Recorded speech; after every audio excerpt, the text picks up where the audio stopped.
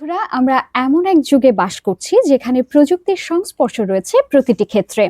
আর এই প্রযুক্তির সবচেয়ে বিস্ময়কর নাম কৃত্রিম বুদ্ধিমত্তা বা আর্টিফিশিয়াল ইন্টেলিজেন্স, সংক্ষেপে এআই। স্বভাবতই শিক্ষার্থীরাও এই এআই এর অসংখ্য টুলস ব্যবহার করছে, কিন্তু আমরা কি জানি শিক্ষার্থীদের জন্য এআই ব্যবহার কেমন হওয়া উচিত? এই বিষয়ে কথা বলার জন্য আজ আমাদের এই স্টুডিওতে উপস্থিত রয়েছেন অধ্যাপক জনাব Mustagij Billah, computer science and mathematics department, Bangladesh কৃষি বিশ্ববিদ্যালয়, এবং আপনাদের সাথে রয়েছে আমি রাফিয়া ইসলাম ভাবনা।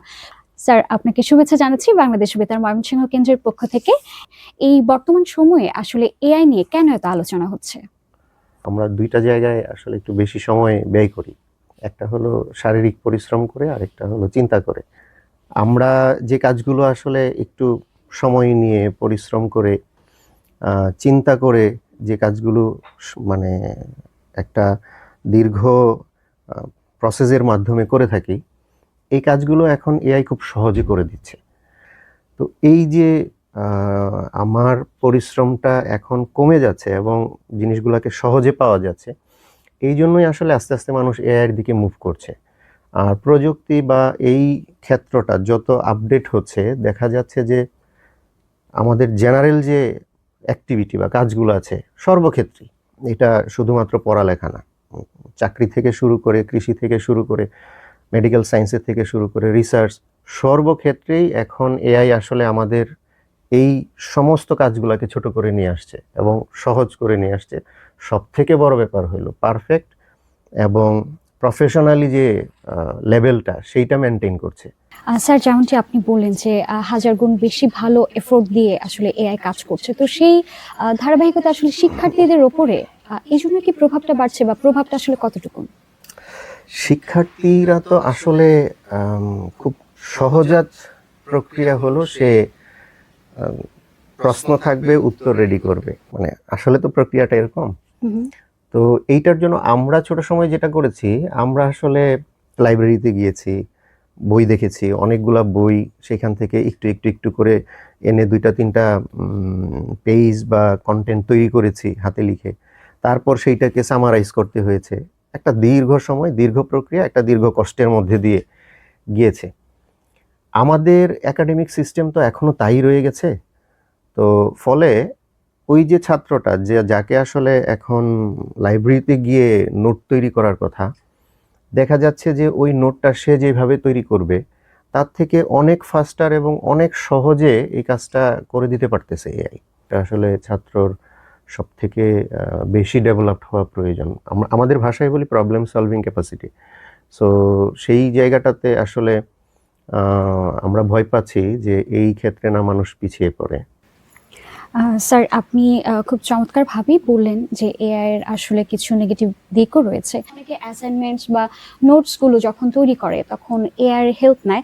তো সেই ক্ষেত্রে আসলে মেধাগত বা আমাদের যে প্রথাগত যে মেধা যাচাইয়ের পদ্ধতি রয়েছে, সেটি আসলে কতটুকু কার্যকর থাকছে? এখন এই মূল্যায়নের প্রক্রিয়া আসলে পরিবর্তন করতে হবে সমাজের সাথে, টেকনোলজির সাথে। সারা পৃথিবী পরিবর্তিত তো হচ্ছে, তাই না? আর শিক্ষা ব্যবস্থায় আসলে আমাদেরকে এখন নতুন করে চিন্তা করতে হবে, একদম একদম নতুন করে চিন্তা করতে হবে যে আসলে অ্যাসাইনমেন্ট ভিত্তিক আগে যে ব্যবস্থাটা ছিল, অ্যাসাইনমেন্টটা থাকবে, প্রক্রিয়াটা চেঞ্জ করতে হবে। হতে পারে তাৎক্ষণিক তাকে কোনো একটা টপিক দিয়ে সেইখান থেকে তাকে প্রেজেন্টেশন তৈরি করতে দেওয়া, হতে পারে একটা কেস স্টাডি, তাকে একটা কেস স্টাডি দেওয়া হলো, সেইখান থেকে সে একটা রিপোর্ট তৈরি করবে, অথবা নতুন কোনো কিছুর চিন্তা করতে হবে। স্যার, যেমনটি আপনি বলছেন যে একটি পর্যায় পর্যন্ত আসলে তারা হয়তো এটি ব্যবহার করছে, তো এই শিক্ষার্থীরা আসলে কোন কোন ক্ষেত্রে এআইটা ব্যবহার করতে পারে? এখন পর্যায়টা হলো, আমি একটা প্রশ্নের উত্তর চাচ্ছি, আমি নিতে পারি, কিন্তু এটা নিয়ে তো আমাকে স্টাডি করতে হবে। আর ব্যাপকভাবে একেবারে এ টু জেড শিক্ষা ব্যবস্থার মধ্যে যদি আমি এআইকে ইনক্লুড করি, তাহলে এটা ক্ষতি হয়ে যাবে। অনেকেই মনে করে থাকেন এআই হয়তো ভবিষ্যতে আমাদের চাকরি নিয়ে নিবে, বা অনেক শিক্ষার্থীরাও এটি ভাবছে। তো শিক্ষার্থীদের কি আসলে এ নিয়ে উদ্বিগ্ন হওয়া উচিত? যে ছাত্ররা এখন পড়াশোনা করছে, ছাত্র যেহেতু বলেছে, আমি ছাত্রদের ক্ষেত্রে বলি, যে আসলে এখন পড়াশোনা করছে, পড়াশোনা শেষ করে সে কি আসলে বসে আছে? কোনো প্রযুক্তি আজ পর্যন্ত কোনো ছাত্রের চাকরি কি আসলে স্টপ করতে পেরেছে? পারে নাই তো। ছাত্র তো মানে সে ছাত্র মানেই হইলো সে শিখছে। একটা নতুন প্রযুক্তি আসছে তার মানে সে এটাও শিখছে। তো সে যখন ছাত্রর তো শেষ হবে তার, সে যখন চাকরি ক্ষেত্রে যাবে, সে তো জেনেই আসতেছে যে সমাজের মধ্যে এই জিনিসটা আসছে এবং আমাকে এই ক্ষেত্রে আহ, নিজেকে ডেভেলপ করতে হবে।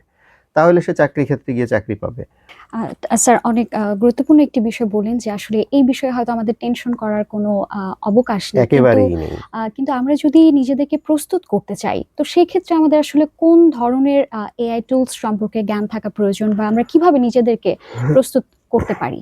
আপনি বিষয়ে কি পরামর্শ দেবেন? একেবারে স্পেসিফিক্যালি আসলে বলা মুশকিল। হ্যাঁ, যে এই এআইটা তুমি ব্যবহার করো তাহলে হয়ে যাচ্ছে। লেখালেখির জন্য এক ধরনের, গ্রাফিক্সের জন্য একরকম, অডিও ভিডিও এডিটিং না হয় আমি বাদই দিলাম, অডিও ভিডিওর জন্য প্রচুর হচ্ছে। মানুষের ইন্টারেস্ট এখন যেই দিকগুলোতে বা যেই সেক্টরগুলোতে আছে, প্রত্যেকটা সেক্টরেই আসলে বড় বড় এআই এখন তৈরি হচ্ছে। এখন ছাত্ররা আসলে কোনটা শিখবে? সে যেই সেক্টরটাতে ইন্টারেস্ট ফিল করে সে ওই সেক্টরেই ওই এআইকে জিজ্ঞেস করলে, যে কোনো এআইকে জিজ্ঞেস করলে বা চ্যাটবটকে জিজ্ঞেস করলেও বলে দিবে যে তোমার ইভেন রোড ম্যাপও তৈরি করে দিচ্ছে না। জানতে চাওয়ার ব্যাপারগুলা যে প্রচলিত এআইগুলো আছে, এইগুলা নিয়ে আপাতত স্টুডেন্টরা যদি স্টাডি করে একটা লেভেল পর্যন্ত যায়, এরপরে সে তার প্রফেশন অনুযায়ী, প্রফেশনাল প্রচুর এআই আছে, সেই দিকটাতে সে মুভ করতে পারবে। অনেক ধন্যবাদ স্যার, আপনার কাছ থেকে অনেক দিক নির্দেশনামূলক কথা আমরা শুনলাম এবং সেই সাথে এআই সম্পর্কেও অনেক কিছু আপনার কাছ থেকে জানতে পারলাম। আপনাকে আবারও অসংখ্য অসংখ্য ধন্যবাদ বাংলাদেশ বেতার ময়মনসিংহের এই স্টুডিওতে আসার জন্য এবং এত চমৎকার একটি আলোচনা আমাদেরকে উপহার দেওয়ার জন্য।